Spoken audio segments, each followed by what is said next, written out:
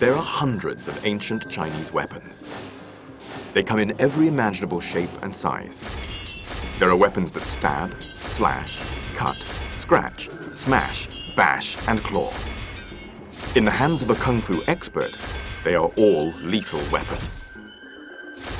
We count down 10 of the most devastating kung fu weapons in order to uncover what might be the deadliest Chinese killing machine of all time.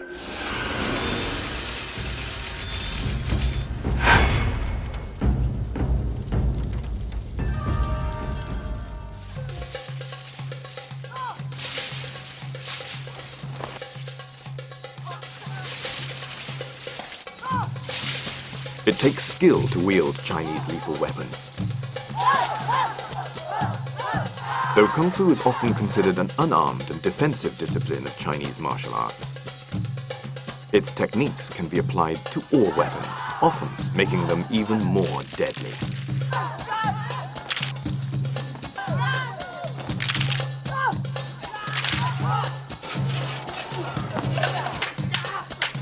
Kung Fu weapons come in countless shapes and sizes.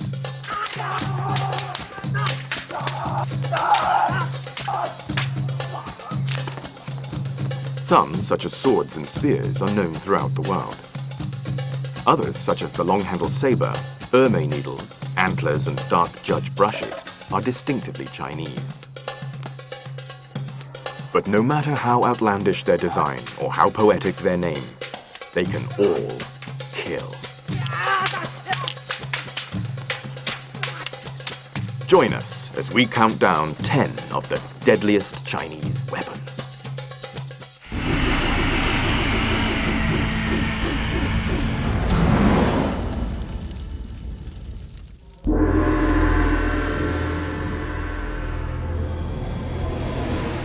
The saber and the sword are two of the most formidable weapons in the Kung Fu arsenal. The sword, with its thin, straight blade, is known in China as the gentleman of all weapons. Its heavier relation, the saber, bears an even more exalted title. The saber is called the master of all weapons because it causes more damage to the enemy's body than any other Kung Fu weapon.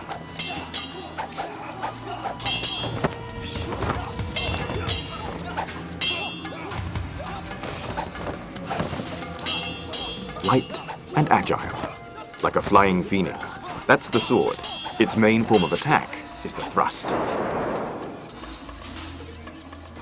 Savage and powerful, like a fierce tiger. That's the saber. It's used to chop, slash, and hack. The thin blade of the Chinese sword has razor-sharp edges on both sides.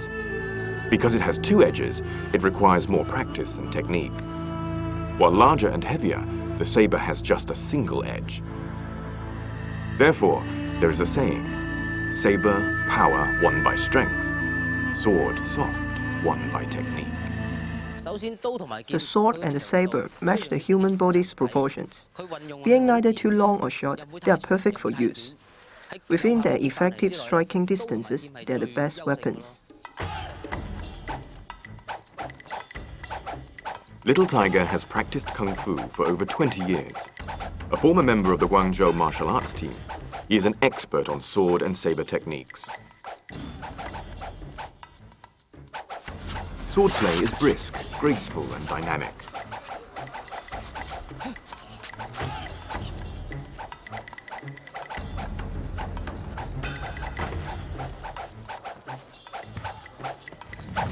Swordplay requires more than just a strong arm.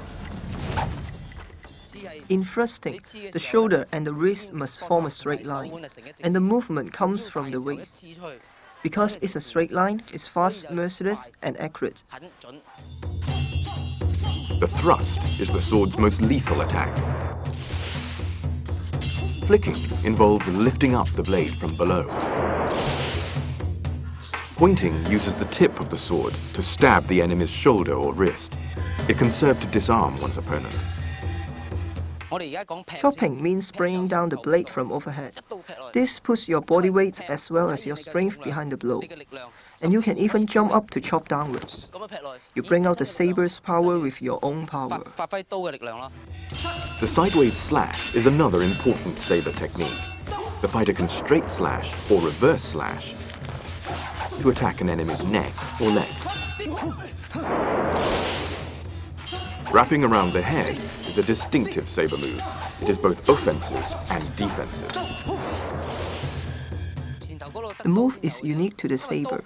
It allows one to neutralize an enemy's attack and to immediately launch a counter-attack of one's own.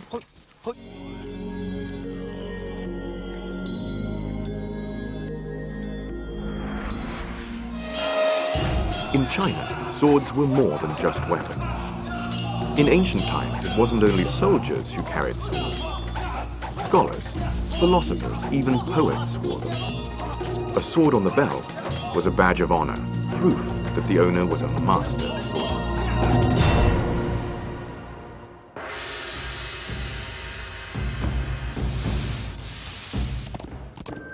In the cut and thrust of battle, an enormous variety of strange and exotic weapons were used.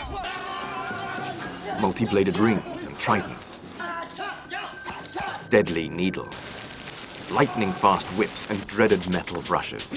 Our countdown of China's most deadly weapons continues after the break.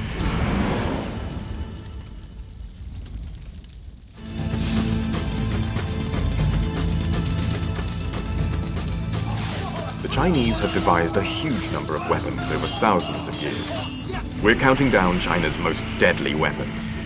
At number 10 was the saber and the sword. Now we continue the countdown at number 9 with one of the oldest weapons in the Kung Fu arsenal.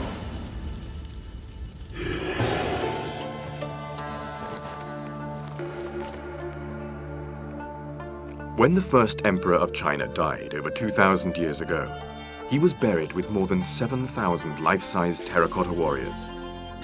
It was only fitting. In life, the emperor used his army to turn several warring states into a single country. While the terracotta army is only made of clay, they once held real weapons in their hands. Chief among them were the bow and the crossbow. Bows and arrows have been used since the Old Stone Age. Bows were usually fashioned from bamboo or wood. Their bowstrings were made from cow tendons, deer skin, or even silk.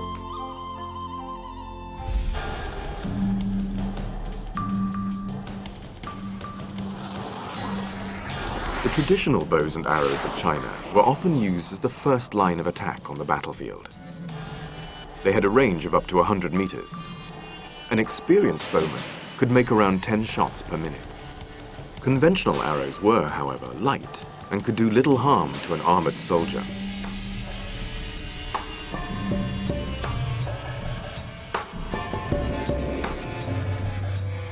More powerful than the traditional bow and arrow was the mechanical crossbow.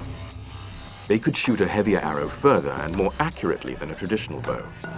Some could even shoot 5 arrows at a time.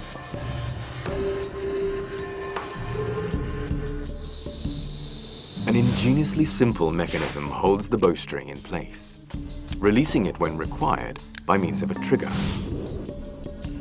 Shooting the bolt. Chinese soldiers used crossbows more than 1,000 years before they appeared in Europe. They continued to use them until the last years of the 19th century.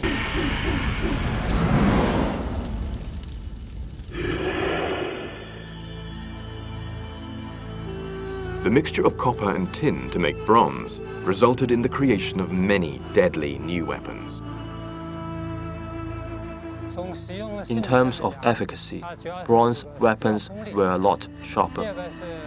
They were sturdy yet supple, keen-edged but hard to break.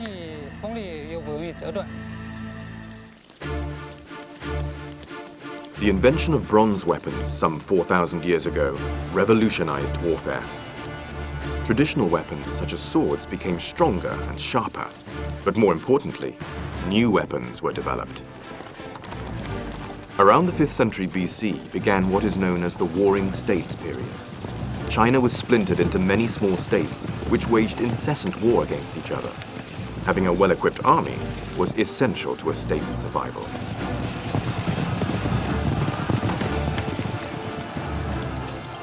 As in ancient Egypt of the same period, chariot warfare was the order of the day.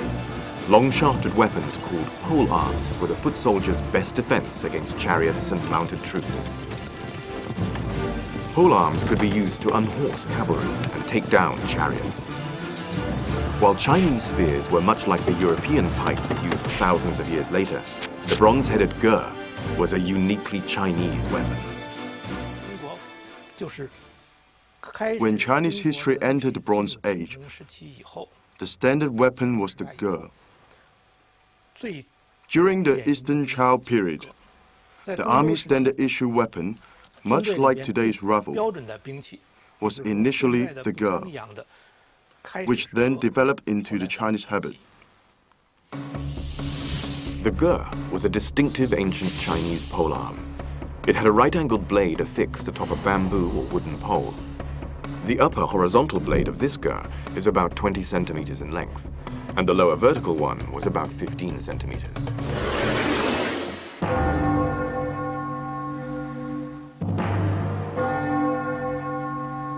In the age of ancient warfare, the ge and the spear were stock military equipment. With its hook shape, the ge could pull down mounted soldiers. The ge's main offensive moves were hooking and stabbing. The attack would be targeted at the enemy's heart or head.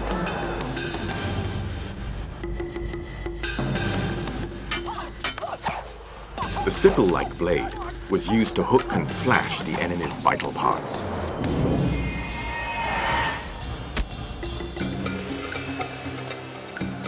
The optimum angle of the blade was a great discovery for armorers. According to an ancient Chinese text, if the angle between the upper and lower blades of the ge is too great, it makes it difficult to hook the enemy. If the angle is too small, it would be difficult to slash through the target. After years of refinement, the perfect design was discovered. An angle of around 100 degrees was reckoned to be the most lethal.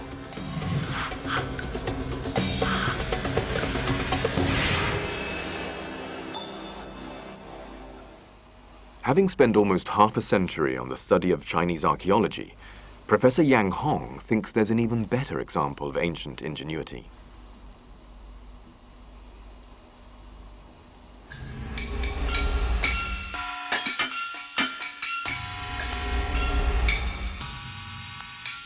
In ancient China, the ge and the spear were the soldiers' standard weapons. By cleverly uniting the sickle-shaped blade of the ge with the sharp head of the spear, armorers created a formidable new weapon, a halberd the Chinese called a ji, combining the best aspects of both weapons. It could stab and thrust, as well as hook and chop. Its effectiveness on the battlefield was like one person fighting with two weapons at the same time.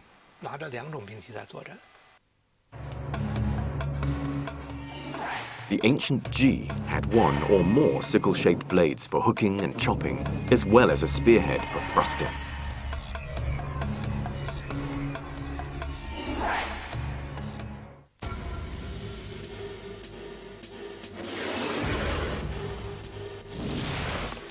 The ji was the stock battlefield weapon. Foot soldiers used it to pull down mounted troops. But mounted troops used the ji as well. It was effective against both other riders and against foot soldiers.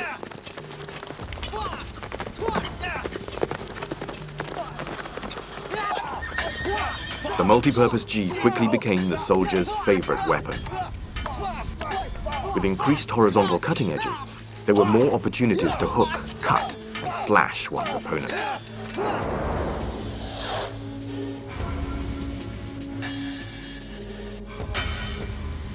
As a fusion of the spear and the ge, it could utilize the spear's thrusting attack to stab straight at the enemy. the sickle-shaped blade that hook the limbs of enemies.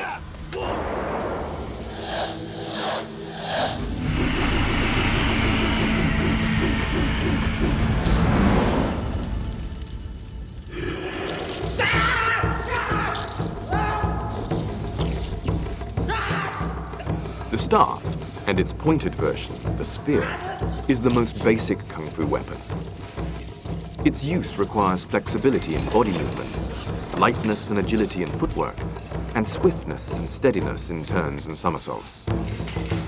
Because the staff is a two-handed weapon, it teaches balance and coordination. It is for these reasons that it is the starter weapon taught to aspiring kung fu fighters.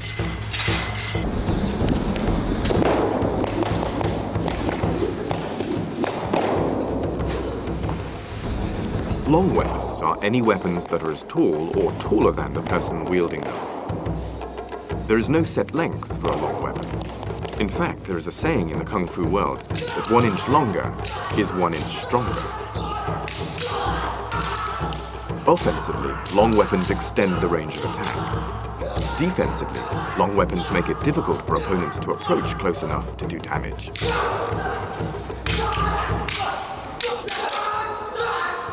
Polearms, such as spears and halberds, are the military versions of long weapons, but even the civilian versions could cause some serious damage.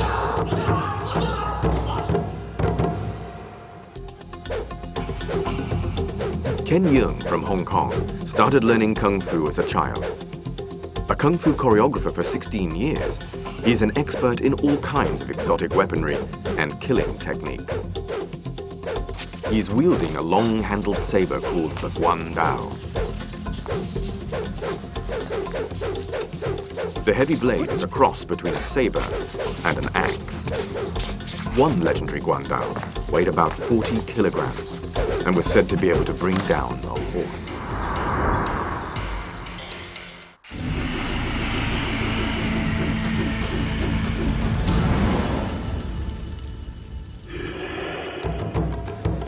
Whips are called soft weapons in Chinese, but they are anything but soft. Chinese whips are made of metal links, not leather. They have a solid weight at the end that can break bones and fracture skulls. In battle, soft weapons like whips were often used as secondary weapons. They came in handy when the main weapon, like the sword or spear, was lost. Because they bend, soft weapons could be easily hidden. In the hands of an expert, they make for a dazzling show of skill and coordination. The 9-sectioned whip is made from metal chain links that give it flexibility, while the sharp metal weight at the end packs a fearsome punch. Soft weapons are among the most difficult to use. It's hard to master, and secondly, it can strike in a curve. When spun around, it interferes with the enemy's vision.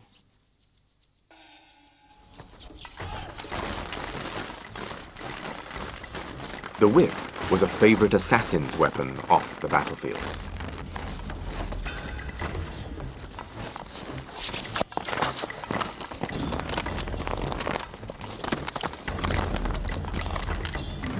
The sharp weight can strike unexpectedly at an opponent's head, even from behind.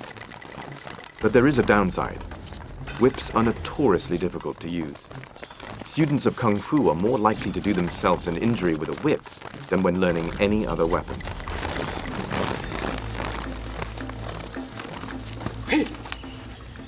There's a saying in Chinese martial arts that rather practice the sword or saber than the hook or whip. That's because it's easy to hurt yourself with a whip.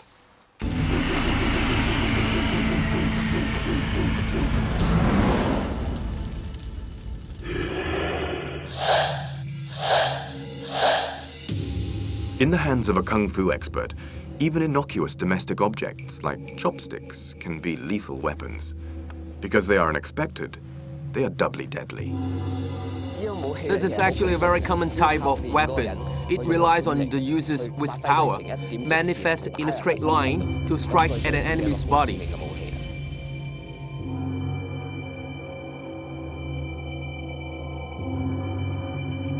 Throwing a chopstick requires more than simple coordination. Martial artists first concentrate Kung Fu Qi energy in their hand and wrist. When thrown with Kung Fu force, ordinary chopsticks can penetrate a wooden board. In the hands of trained assassins, sharpened metal chopsticks were deadly weapons.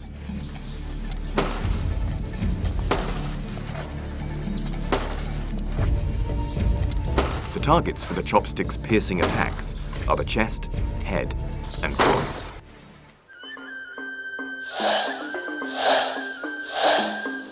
A fan may look harmless, but in the hands of an expert, even it has lethal potential.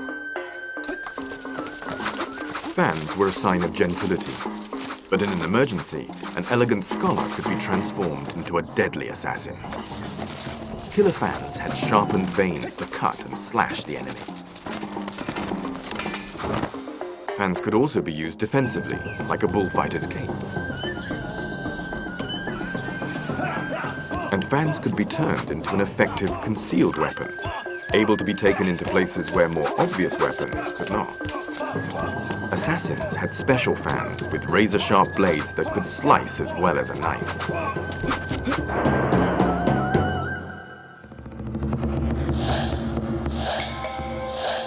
Calligraphy is one of the fine arts of China, but these metal brushes were not used to paint characters. They were used for a far darker art, the martial arts. Called dark judge brushes, they had a single purpose: to kill. About 20 centimeters in length, their pointed tips are used for striking. Thrusting is very direct. You just step right at the enemy. Dark judge brushes are mainly used to attack pressure points: the sternum, the heart, the throat, the temples, as well as the eyes are all targets. Small weapons like dark judge brushes are almost always used in pairs. Kung Fu teaches the use of both hands. While one hand distracts the enemy, the other strikes. Dark judge brushes are primarily stealth weapons, used to attack unsuspecting opponents. First of all, thrusting. Penetrating is thrusting with even greater lethal effect. Lifting is to first neutralize an opponent's attack before counterattacking.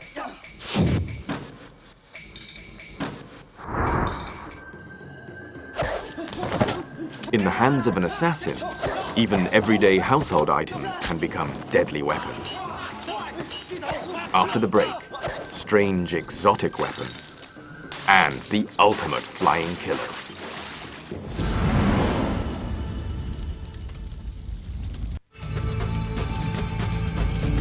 We're counting down China's top 10 lethal weapons.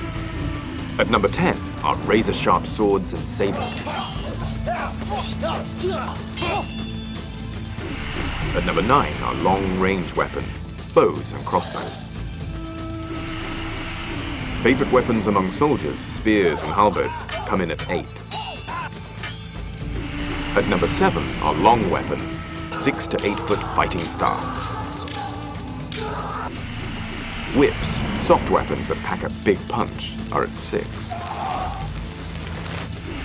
And at number 5 are common objects lethal in the hands of Kung Fu masters.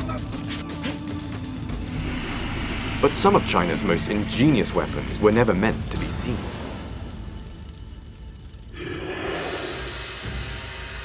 Ancient Chinese weapons makers made many important discoveries. Chinese armorers made the first crossbows. Chinese alchemists made the first gunpowder. And Chinese artisans made some of the most sophisticated mechanical weapons the world has ever seen.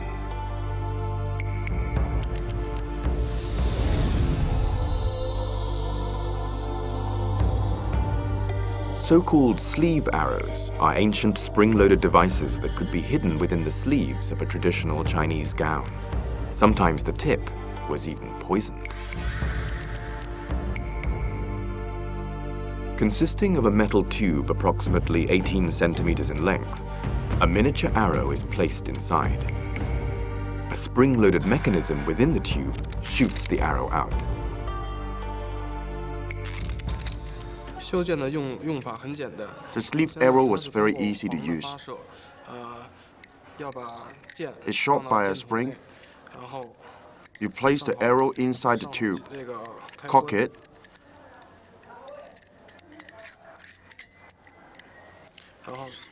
and then set the spring. Activate this trigger, and the arrow shoots out from the tube. The sleeve arrow's mechanical principle involves a spring at the bottom of the tube, on top of which is a metal plate. A triggering device, called the butterfly's wing, holds back the arrowhead. When the trigger is pulled, the mini arrow is released. An Ran, the collector of unusual and exotic weaponry, demonstrates how to shoot the sleeve arrow.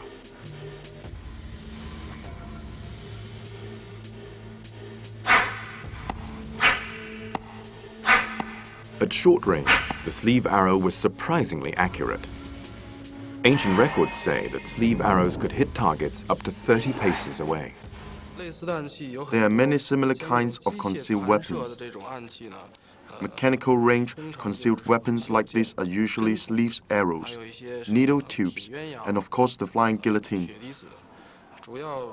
All were mainly used for assassination.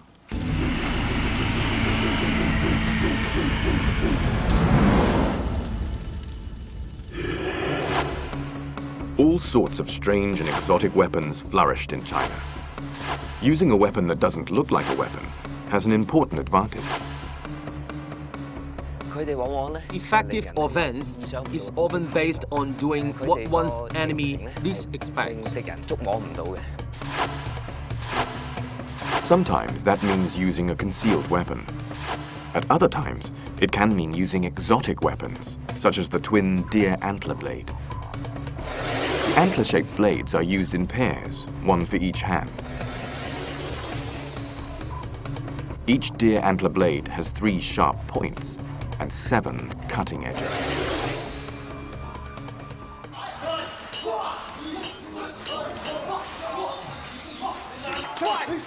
In combat, the deer antler blades are compact, sharp, and versatile.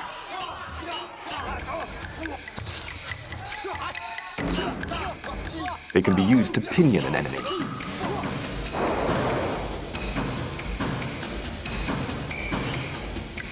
With multiple cutting edges, they can slice the enemy from any direction.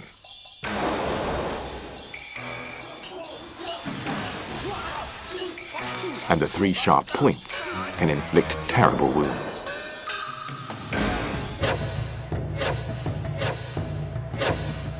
An even more strangely shaped weapon is the ring or wheel, a metal hoop with sharp blades around the perimeter. Popular around a millennia ago, during the Song dynasty, they came in a huge variety of forms.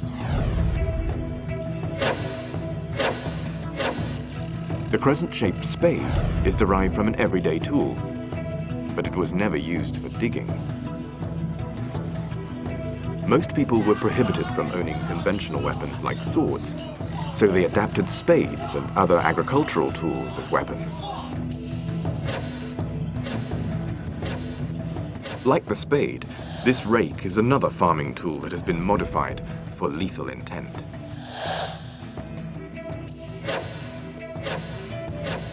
Kung Fu weapons don't have to be big to kill. Ermei needles are only around 25 centimeters long. The points at both ends make them particularly dangerous at close range. The ring pivot at the center of each needle improves grip, enabling the thin needle to stab with deadly force.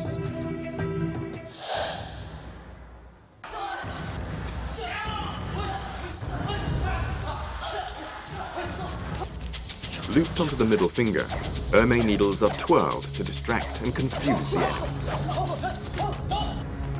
As with Dark Judge brushes, the enemy's temples, eyes, and throat are the target.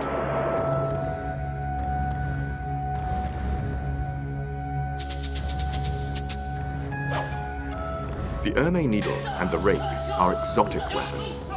They work because they're unexpected. Unlike obvious weapons like the sword, weapons that looked like farm tools were easy to disguise, which made them difficult for the authorities to discover and confiscate.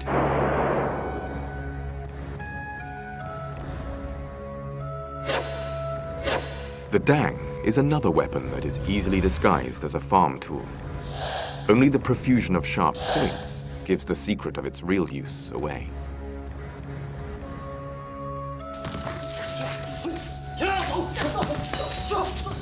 The dang first appeared around 500 or 600 years ago.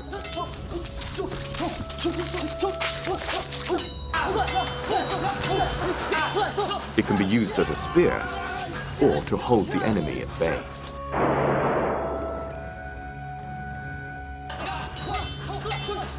Hoop-shaped exotic weapons may be hard to handle, but thanks to their profusion of sharp points and cutting edges, they maximize the chances of hitting an opponent's vital areas.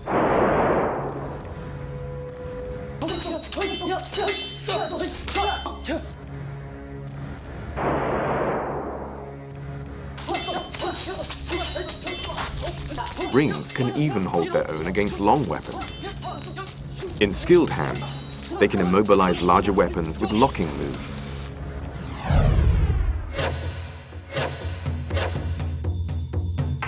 Double mallets are one of the oldest weapons in the Kung Fu arsenal. Adding sharp edges to a cudgel increases its ability to crack skulls and break bones.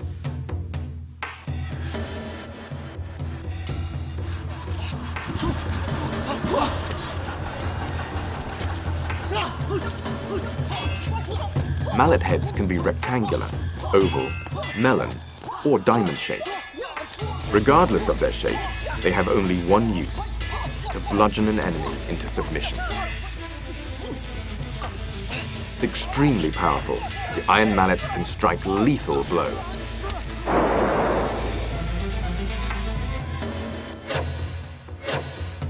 Twin hooks are double weapons, one for each hand.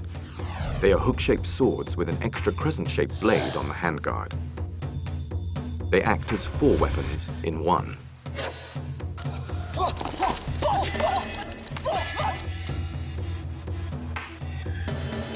The hook blocks the enemy's blow. The main blade chops and slashes. The pointed tip at the bottom stabs like a dagger. And the crescent-shaped blade around the handguard can slice up the opposition. Some of the strangest Chinese weapons don't look like weapons at all. Strange means not usually seen. A strange weapon is something that you wouldn't normally regard as a weapon. Influenced by his antique dealer father, 29-year-old An Ran has been collecting weird-shaped and unexpectedly disguised lethal weapons from all over China since the age of 20.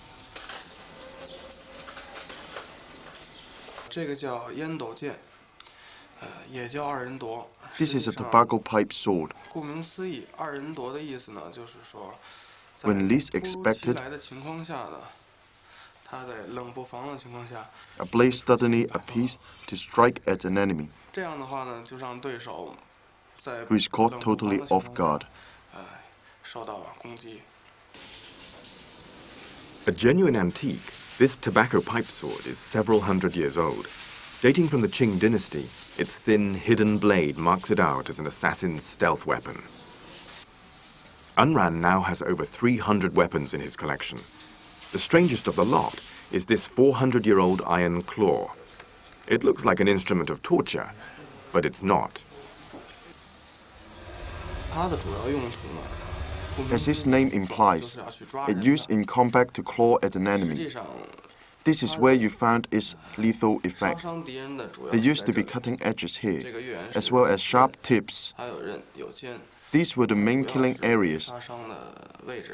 As for the claw, its main use wasn't in fact for killing.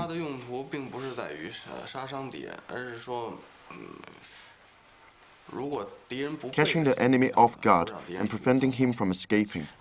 You simply place it on his shoulder and lock it tight.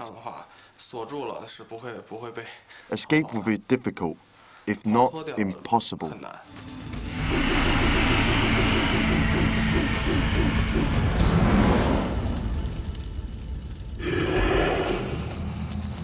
Most kung fu fighting is done up close and personal, but sometimes hand-to-hand combat is not appropriate. One of the best weapons for long-range attacks is the rope dart. The dart was used primarily as a stealth weapon to launch sudden attacks from behind on unsuspecting victims.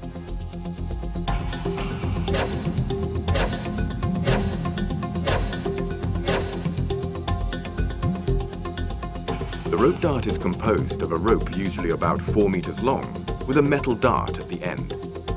The dart is either conical or diamond shaped and between 16 to 20 centimeters long.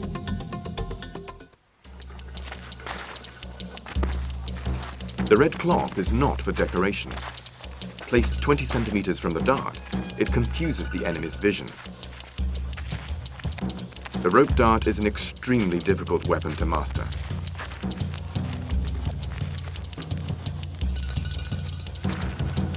The rope dart makes use of energy from the fighter's neck, shoulders, elbows, and other joints to attack from a distance.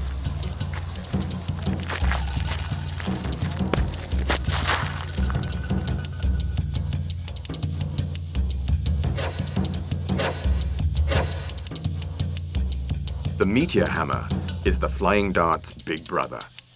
Like the flying dart, it is spun on a rope, but its heavier weight makes it spin faster and strike harder.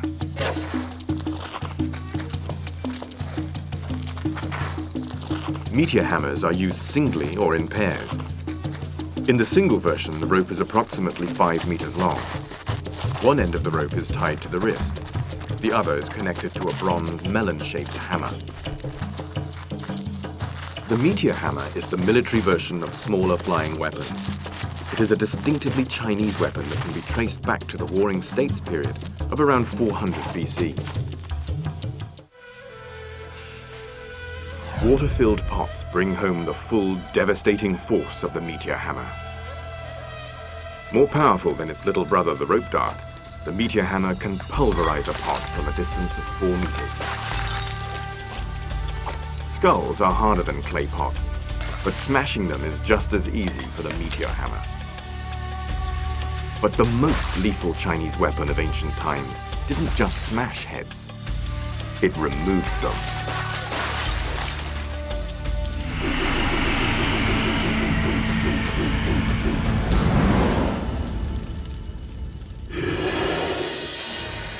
Perhaps the most secretive Chinese weapon of all time. It was the ultimate stealth weapon. Used by assassins, it had just one purpose: decapitation.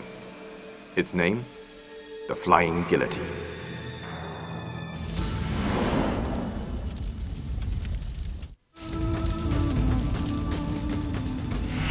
We've reached our #1 killer on our countdown of China's most lethal weapons. The Flying Guillotine was linked to the 18th century Emperor Yongzheng's extraordinary rise to power. With absolute ruthlessness, he seized the throne. Legend says that he even murdered his father and his brothers. Many rumors circulate in society at the time about him murdering his father and brothers, his greed, his love of wine and women, and so on. For a long time, the people thought of Yongzheng as a tyrannical, calculating and vicious emperor.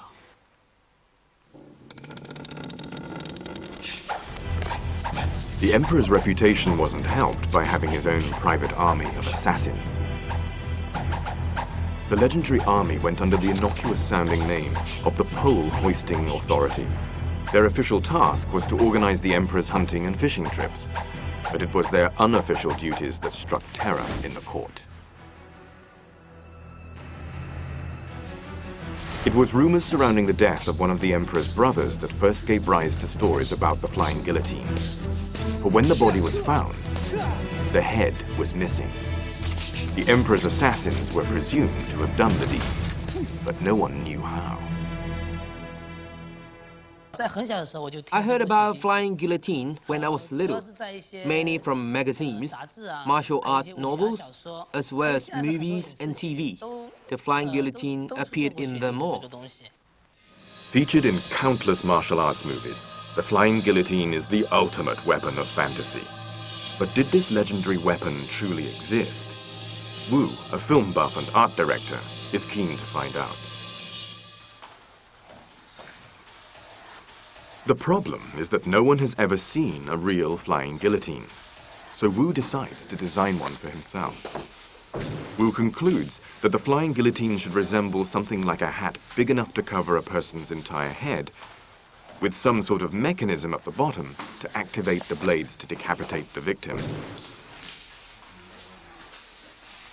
Consolidating all available folk legends and descriptions of the flying guillotine, and adding a little imagination of his own, Wu works out a design diagram for the mysterious weapon.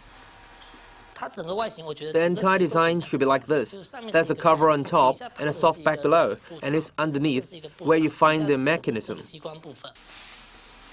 Wu's recreation is comprised of 3 movable blades.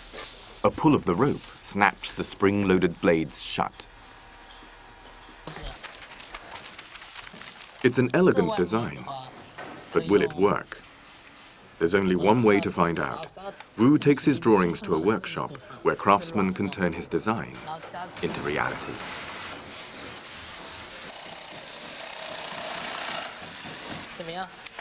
They construct a blade mechanism from wooden boards. It resembles a camera shutter, but instead of cutting off life, this one cuts off heads. Wu's colleagues use modern technology to make a flying guillotine. But was technology 250 years ago in the Qing dynasty up to the job? Wan Xiaoqun, a researcher at the Chinese Academy of Military Science, has no doubt. The killing principle is based on the blades, and such blades could be constructed. In the Qing dynasty, it would have been possible to construct such a flying guillotine.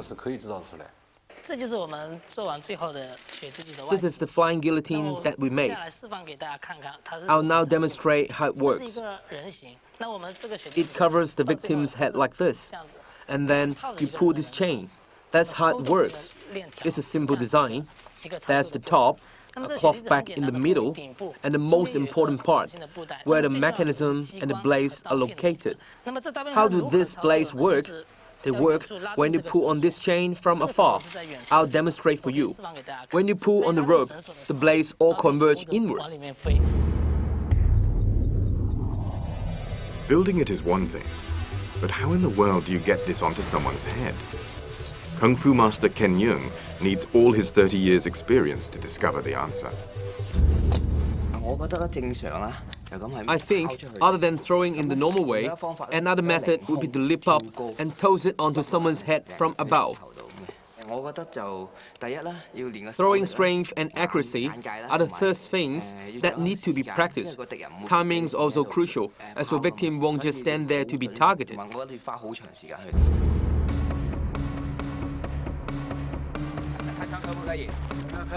Did such an incredible weapon exist? Could it really work? Yeung and his team are put to the test. First, he'll try it the most straightforward way. As this flying guillotine weighs 1.5 kilograms, hitting a target accurately is no easy task.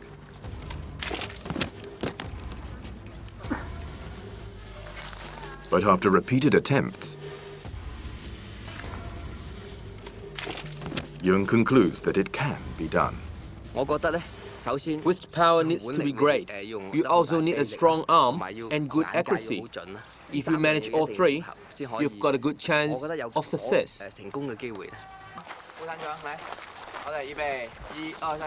Yeung reckons that warriors in ancient China would have been skilled in leaping. He thinks they may have deployed the flying guillotine while in mid-air. With the aid of a trampoline, Yeung's assistant attempts to do just that. He's a trained stuntman, but even he finds it difficult.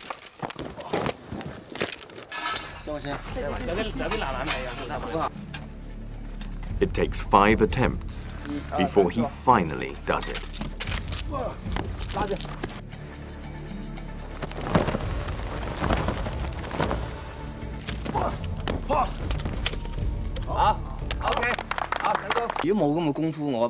You need a certain level of kung fu skill before you can master the flying guillotine. A lot of vigorous training is needed. Emperor Yongzheng had the motive. His craftsmen had the knowledge. His assassins had the skill. But did the flying guillotine ever really exist?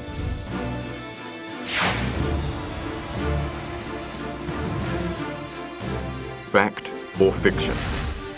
No one knows for sure.